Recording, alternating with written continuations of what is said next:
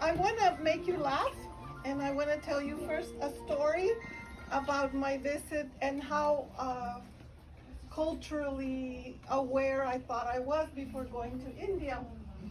So every time I go abroad, I live in Seattle, so I always take salmon for people, or honey. It's like, something local that they could eat. So I went to India, and I thought I was ready for all the people and the poets I was going to meet at this international poetry festival, and then I was going to go meet my colleague's mother and stay with her in the South. And when I got to the airport, they wanted to open all my boxes of salmon. And I said I had something like an army bag, and I sat on it, and I said, no, you can't give it to people if you're gonna open it, right? These are my gifts. But the moment it occurred to me that I had a letter from them inviting me from the Indian government. So I said, after about an hour, the coin dropped, and I understood that I needed to show them. And I said, I'm a poet, and I'm here to read at this International Poetry Festival. And the moment that I said, first of all, that I was a poet, things changed. Then when I showed them the letter, they gave me tea and cake. And I suffered so much, to carry that army bag full of salmon to India. And I thought they're all gonna love me with my boxes of salmon and stuff. So I get to my guest's house in the South. And this is a very short little Indian woman who's a Carnatic singer, actually. She has all these groupies following her.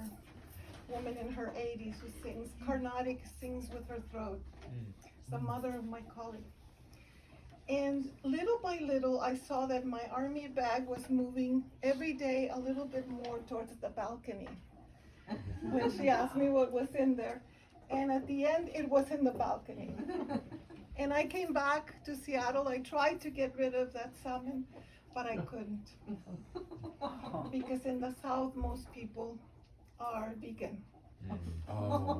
She said to me, Gabriella, I can't have I said, did you move the bag? She said, yes. I've never eaten an egg. Wow. So all this background, one egg, she's never had an egg. And I'm made of eggs. So. But I reflected a lot on our eating, and how guilty I was in this vegan environment, right? So I wrote this poem, and I wanted to make you laugh a little bit, so you can laugh.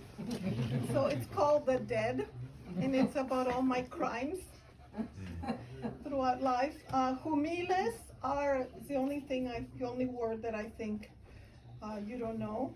They're chocolate-based ants that we eat in the south of Mexico. They're real big ants, and they're really good.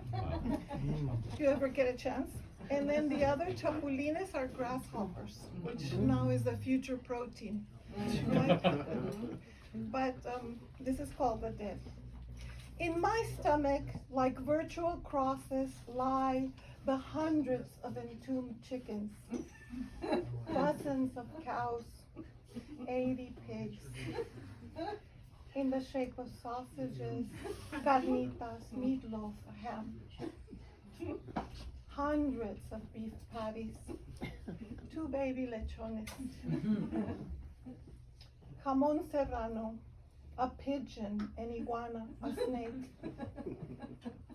1 side of deer, and even hundreds of chapulines I consumed before Mary's little lamb. Humiles, lapin au pruneau, canard à l'orange.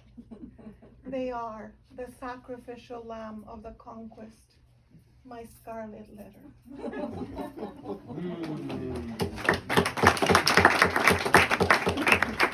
And then I want to leave you so you know that this collection really, it's about Native Americans that are, mistreated in a lot of places. It's about Mexicans. It's about immigrants and how perfect immigrants are supposed to be when they first arrive.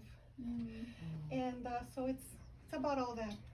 But I do want to leave you with this poem, and the poem is about this man that actually does exist, Pedro Martin, who was a sharecropper, and he was like my father, and he hired us to pick berries for him when we were young, and he was a farm worker for 50 years in Watsonville. Wow. It's called Hum, Pedro, Hum. There are mountains in his nails, the earth shaped his fingerprints. He grew corn on the side of the strawberry milpa, frijoles, calabaza, y todo. His father, 90, 99, 103. In the old pickup truck next to him, he served Don Alejandro avena, oatmeal for breakfast with strawberries washed with the portable water in milk cartons all the workers bring from home. Tita gorditas, Mercedes, the mother of 10, prepared for them. Tamales in plantain leaves for Don Alex to remember he is surrounded by the smell of bananas at home. In the afternoon, after he wakes up, he inquires, "Where's Pedro? ¿Dónde está?" his father asks.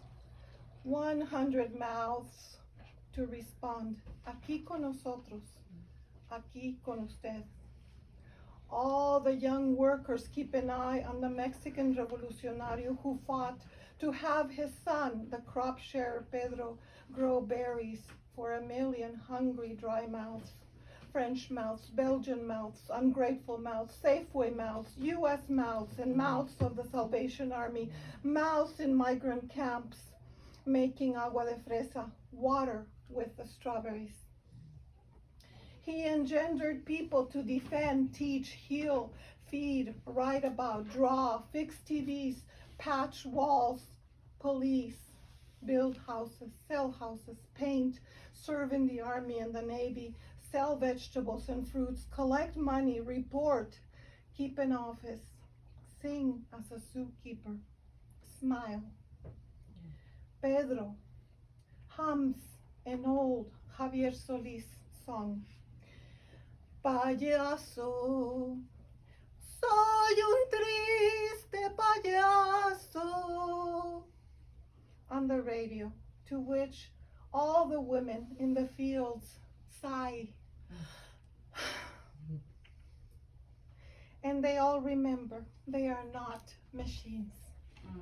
Thank you.